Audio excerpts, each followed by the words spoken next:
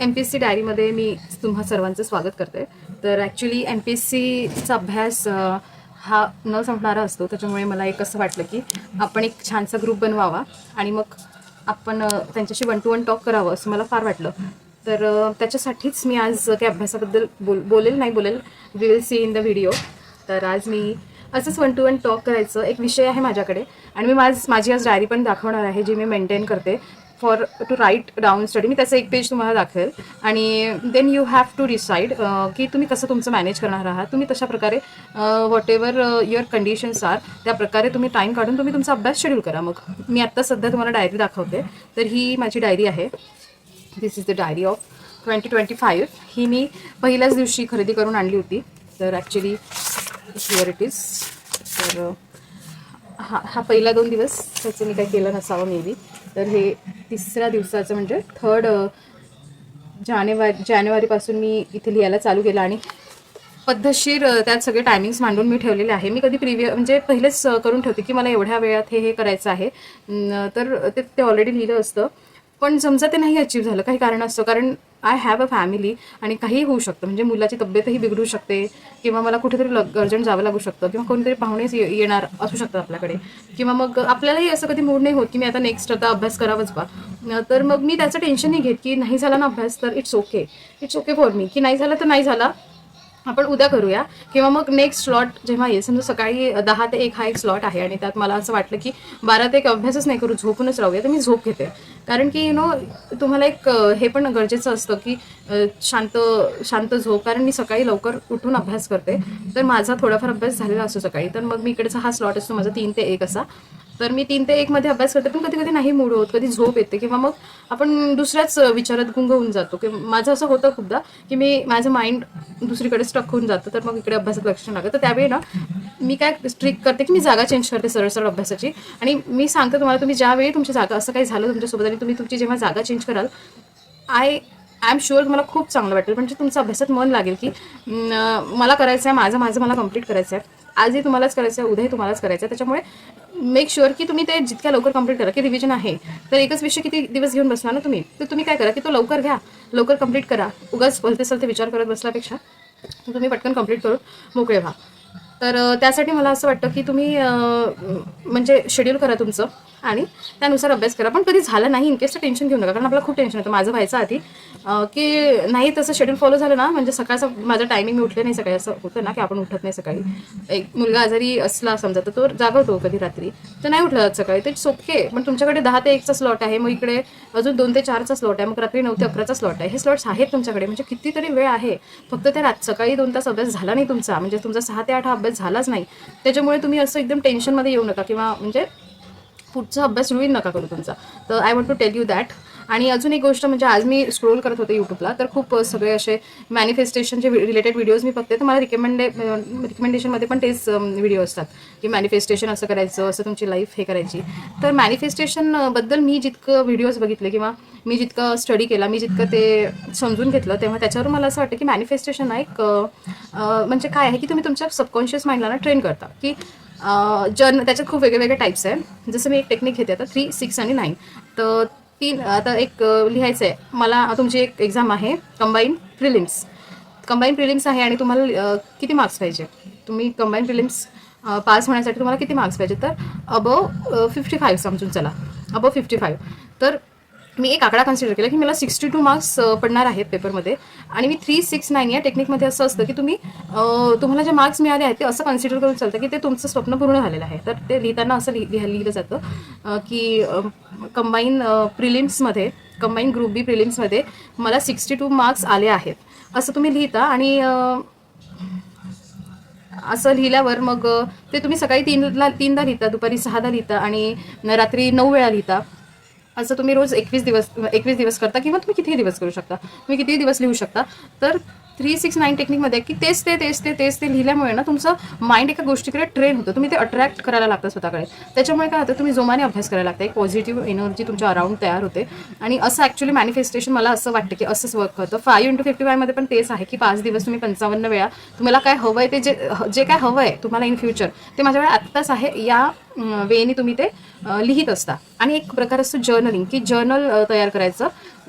आणि जर्नलिंगमध्ये काय करायचं की तुम्ही लिहून काढताय पूर्ण. आत्ता म्हणजे मी एक एक्झाम्पल घेऊन सांगते की तुम्हाला MPSC पास करायची आहे, तुम्हाला कुठे पोस्टिंग पाहिजे, तुम्हाला किती मार्क्स पाहिजे, सगळं तुम्ही जर्नलमध्ये लिहिता. आणि मग तुम्ही विथ ग्रॅटिट्यूड आणि इन प्रेझेंट टेन्स तुम्ही ते लिहिता. Not past tense, not future tense, in present tense, की ते तुमच्याबरोबर घडलेलं आहे, ते तुमच्याबरोबर झालेलं आहे, तुम्हाला तुमच्या मनासारखी पोस्ट भेटलेली आहे, तुम्ही तुमच्या मनासारख्या ठिकाणी जॉबला आहात, तुम्ही तुमची छान लाईफ सेट केली आहे, तुमचं छान घर झालेलं आहे, असं सगळं तुम्ही मॅनिफेस्ट करता. आणि मग तेच ते लिहित गेल्यामुळे ना तुमच्या सबकॉन्शियस माइंडला कळतं की अरे या माणसाला, या मुलीला, या मुलाला हे पाहिजे आहे लाईफमध्ये, त्याला हे अचीव्ह करायचं आहे. आणि त्या दृष्टीने मग तुमचा अभ्यास होतो. मी एक किस्सा सांगते तुम्हाला. मी मॅनिफेस्टेशन अजून प्रॅक्टिस नाही केलं आहे, बट एक सांगते माझ्याबरोबर काय झालं होतं की आम्हाला फ्लॅट घ्यायचा होता आता. आणि फ्लॅट घ्यायच्या वेळी ना काय झालं, एका ठिकाणी कन्स्ट्रक्शन होणार होतं जे माझ्या आईवडिलांच्या घरापासून अत्यंत जवळ आहे ती जागा. तर आम्ही जे काका कन्स्ट्रक्शन करणार होते ते ओळखीचेच असल्यामुळे आम्ही त्यांच्याकडे विचारायला गेलो. तर मग आम्ही विचारलं त्यांना, तर त्यांनी आम्हाला त्यांच्या ज्या दुसऱ्या प्रिव्हियस साईट्स होत्या तिथले फ्लॅट्स दाखवले, त्यांच्या अजून बाकीच्या ठिकाणचे त्यांनी आम्हाला फ्लॅट्स दाखवले. आणि त्यानंतर मग आम्ही एका ठिकाणी त्यांच्या ओळखीने नाही, बट आम्ही आमच्याच यांनी एका ठिकाणी गेलो आणि तिथे ऑलमोस्ट आमचा फ्लॅट बुक झाला होता. तो पूर्ण झालेला फ्लॅट होता आणि नुसतं त्याचं काय कलरिंग वगैरे राहिलेलं होतं. आणि मग बस बुक होणार होता फ्लॅट, म्हणजे नेक्स्ट सॅटर्डे संडे येऊन फक्त त्याला पैसे द्यायचे होते की आम्ही हा बुक करतोय म्हणून फ्लॅट. आणि त्याच आठवड्यात त्या काकांचा फोन आला की ती साईट सुरू होते म्हणून. आणि मग आम्ही तो फ्लॅट कॅन्सल केला. ती साईट म्हणजे अंडर कन्स्ट्रक्शन, म्हणजे तिथे एकही अजून रेती पण आली नव्हती.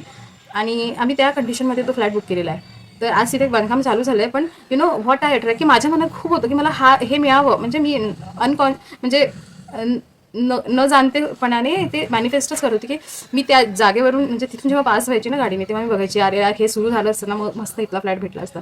माझ्या वडिलांनी किती वेळा म्हटलं की देशमुख काकांना तुम्ही फोन करून बघा बरं की होईल, म्हणजे कधी होणार आहे काम चालू वगैरे. त्यांनी फोन केला नाही त्यांना, पण त्यांचाच फोन आला त्यांच्याचकडून आणि सगळ्यात पहिला फ्लॅट आम्हीच तिथे बुक केला, असं झालं होतं. आणि आत्ता काय झालं की मी म्हणजे आमच्याकडे अजून एक उदाहरण सांगते तुम्हाला. मॅनिफेस्टेशन आपोआपच वर्क झालं, असं होतं बरेच आपल्या लाईफमध्ये की आपल्याला जे पाहिजे असतं तेच मिळतं. हे माझ्या नवऱ्याच्या बाबतीत खरं, म्हणजे मला तोच नवरा मिळाला जो मला पाहिजे होता. म्हणजे मुलं बघून गेले आणि त्यातून एक सिलेक्ट करायचं होतं, पण मला खूप वाटत होतं की हाच मुलगा मिळाला असं तर बरं झालं असं. जरा होण्या चालू होतं, पण ते जुळून आलं आणि जुळून येतं, म्हणजे फेवरमध्ये येतात तुमच्या कंडिशन्स आणि ते बरोबर कायनात तुम्हाला मिळवून देते त्या गोष्टी.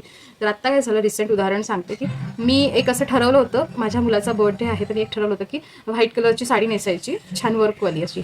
तर पण जेव्हा मी पाहायला गेली साड्या, तेव्हा माझ्याकडून ना पॅरेट ग्रीन कलरची साडी पसंत झाली, काठापदराची. तर मग मला असं घरी येऊन खूप वाटतं की अरे यार बर्थडे तर रात्रीच आहे, पण मी तर काठापदराची साडी घेतली. मग मी माझ्या घरच्या काही मेंबर्ससोबत कन्व्हर्सेशन केलं, त्यांच्याशी डिस्कस केलं. ते म्हणलं की वापस करूया आपण साडी. पण असं झालं की ती साडी आम्ही ठेवून घेतली आणि दुसरी घ्यायला गेलो आणि नेमकी एक व्हाईट आणि एक मला वाटतं ग्रीन कलरची साडी मी सिलेक्ट केली होती, तर त्यातली घेतली मी व्हाईटच.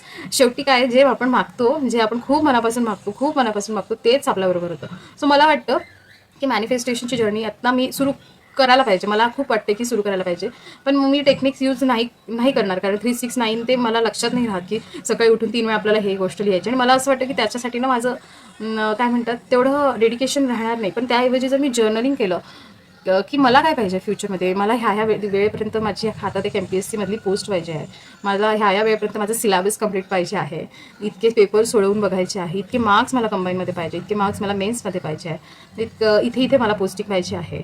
हे तर मी एक हे करू शकते ना, मॅनिफेस्ट करू शकते. I am damn sure. तर मला जर्नलिंग थ्रू ते सुरू करायचं आहे. जर ऑडियन्सपैकी म्हणजे तुमच्यापैकी सबस्क्रायबर्सपैकी कोणी असेल जे मॅनिफेस्टेशन हे करतात, फॉलो करतात आणि ज्यांना काही अनुभव पण आहेत की नकळत ते होऊन गेलं आहे तुमच्याकडून, तुम्हाला माहीत नव्हतं की मॅनिफेस्टेशन त्याच्या बॅकग्राऊंडला वर्क करते, तर हेच मला वाटतं की तुम्ही मला तुमचे एक्सपिरियन्स शेअर करा. मी माझं मॅनिफेस्टेशनची जर्नी ना आजपासून चालू करावी असं मला असं वाटतं की लिहून काढावं काहीतरी. आज महाशिवरात्री पण आहे आणि आज सुट्टी पण आहे. तर एक मला जे वाटतं, एक लहान मूल बनून त्या देवाला किंवा जी कुठली शक्ती आहे, युनिवर्स आहे, त्याला सरेंडर होऊन एक स्वतःसाठी लिहून बघावं, मॅनिफेस्ट करून बघावं आणि बघू मग रिझल्ट्स मी तुमच्यासोबत शेअर करेलच, ह्या चॅनलच्या माध्यमातूनच करेल. तर आपण मॅनिफेस्टेशन जर तुम्ही करत असाल सध्या, तर मला सांगा, तुमची एक्सपिरियन्स सांगा, ते किती पर्सेंट होतं. मला असं वाटतं ते खरं होण्यामागे किंवा ते सत्यात उतरण्यामागे ना कशाचा हात असतो, तर तुमच्या म्हणजे तुमची नियत कशी आहे. नियत इन द सेन्स की तुम्ही किती सच्चे आहात, तुम्ही किती खरे आहात, तुम्ही किती प्रामाणिक आहात ना तुमच्या म्हणजे तुम्ही नुसतं मॅनिफेस्ट करताना अभ्यासच नाही करताय, तर तुम्ही अजिबात प्रामाणिक नाही आहात तुमच्या कर्तव्याशी, कर्माची. तर manifestation is directly related to the karma, whatever you do in your whole life, तर ते मॅनिफेस्टेशन आणि karma go hand in hand. So मला असं वाटतं की मॅनिफेस्टेशन मी सुरू करावं, आणि माझे एक्सपिरियन्स मी शेअर ऑफकोर्स तुमच्याबरोबर करणारच आहे, पण me with the help of journaling. तर मी असा विचार करते आहे, मी इथे एक डायरी खूप दिवसांची काढून ठेवली होती. ही महाट्रान्सकोची ॲक्च्युली डायरी आहे माझ्याकडे. यात काही लिहिलेलं नाही आहे, काहीच नाही लिहिलं यात. तर मी यातच माझं काय जर्नलिंग करावं असं माझी खूप इच्छा आहे. आणि ही डायरी मी याच्यासाठी तुम्हाला दाखवते की जेव्हा केव्हा मी तुम्हाला माझे मॅनिफेस्टेशन खरी झाले आहेत असं सांगेल, तेव्हा मी हीच डायरी तुम्हाला दाखवेल. सो तुमच्याकडे तो रेफरन्स एक असू द्या. आणि असं आहे सगळं. तर अभ्यास तर होतच राहील. अभ्यासासाठी आपण अभ्यासावरही बोलूया. आता नेक्स्ट व्हिडिओ तुम्हाला कशासाठी पाहिजे, मला काय वाटतं की मी पॉलिटीची स्ट्रॅटेजी तुमच्याबरोबर माझी शेअर करेल, की मी कसं पॉलिटी केलं. म्हणजे काही टॉपर्स सांगतात की क्वेश्चन पहिले करा, मग टॉपिक वाचा, मग टॉपिक वाचल्यावर पुन्हा क्वेश्चन्स करा, मग तुम्ही कुठल्या मार्गाने जायला पाहिजे याबद्दल आपण बोलूया. मला तुम्ही कमेंटमध्ये सांगा की तुम्हाला पॉलिटीची स्ट्रॅटेजी हवी आहे का, मग आपण करूया पॉलिटीची स्ट्रॅटेजी डिस्कस तुमच्याबरोबर. मी तुम्हाला पूर्ण एक प्लॅन देईल की तुम्ही पॉलिटी कसं कसं कम्प्लीट करू शकता. पण बिफोर दॅट तुम्ही ना क्लासेस लावून घ्या, कारण की माझा असा पर्सनल एक्सपिरियन्स आहे की क्लासेस ना हेल्प करता आपल्याला याच्यात, म्हणजे लवकर एक मार्ग क्लासेस दाखवतात. क्लासेसवाले जे कोणी सर वगैरे असतात ना, ते आपल्याला मार्ग दाखवतात की तुम्ही या मार्गाने चाला. त्याच्यानंतरची जी आपली मेहनत आहे ती आपल्यालाच करावी लागते. पण तुम्ही क्लासेस यासाठी लावा की ते शिकवताना कन्सेप्ट आपल्याला लक्षात येतात. पण तुम्ही जर आता मला सांगा, तुम्ही जर पॉलिटी स्वतःहून करायला घेतलं तर तुम्हाला बिटवीन द लाईन्स कळतच नाही, म्हणजे ह्याला म्हणायचं काय आहे नेमकं. कारण पुस्तकाची भाषा जरा कठीण असते आणि शिकवणारे असतात ते सोप्या भाषेत शिकवतात. तर मला तुम्ही सांगा, तुम्ही पॉलिटी जर तुम्हाला पाहिजे असेल स्ट्रॅटेजी पॉलिटीची, तर मी तुमच्याबरोबर माझी स्ट्रॅटेजी डिस्कस करायला रेडी आहे. फक्त तुम्ही मला कमेंटमध्ये सांगा. तर आपण दुसऱ्या व्हिडिओमध्ये भेटूया with the polity strategy if you want, नाहीतर मग दुसरा कुठला व्हिडिओ. तर आपण भेटू. तोपर्यंत तुम्ही चॅनलला सबस्क्राईब करा आणि तुमच्या मित्रांपर्यंत पण शेअर करा जे MPSC तयारी करतात. आणि शेअर केल्याने काय होईल की आपलं एक कनेक्ट वाढेल. माझा ॲक्च्युली एक प्लॅन आहे की आपण एक ग्रुप बनवू, छान डिस्कशन होईल. तर हाच माझा एक मोटिव्ह आहे की लोकांसोबत जास्त कॉन्टॅक्ट वाढवणे आणि त्यातून एक MPSCचा ग्रुप तयार करणे, लाईक माइंडेड पीपल्स आणि जे खरंच अभ्यास करत आहेत सिरियसली, त्याच्याबरोबर एक ग्रुप तयार करायचा आणि फॉर डिस्कशन ओनली. तर आपण असं करू शकतो. तर त्यामुळे तुम्ही शेअर करा व्हिडिओ, म्हणजे तो खूप साऱ्या लोकांपर्यंत पोहोचेल, ज्या तुमच्या मैत्रिणी या मित्र आहे. मग आपण व्हॉट्सअपला एक ग्रुप बनवू शकतो किंवा टेलिग्रामला एक ग्रुप बनवू शकतो, तिथे आपण डिस्कशन करू शकतो. असं आपण करू शकतो. तुम्ही पण मला सजेशन द्या, चालेल. तर सबस्क्राईब करा आणि भेटूया आपण नेक्स्ट ब्लॉग मध्ये. MPSCचा हा ब्लॉगच आहे, तर नेक्स्ट ब्लॉगमध्ये आपण भेटूया. Thank you so much.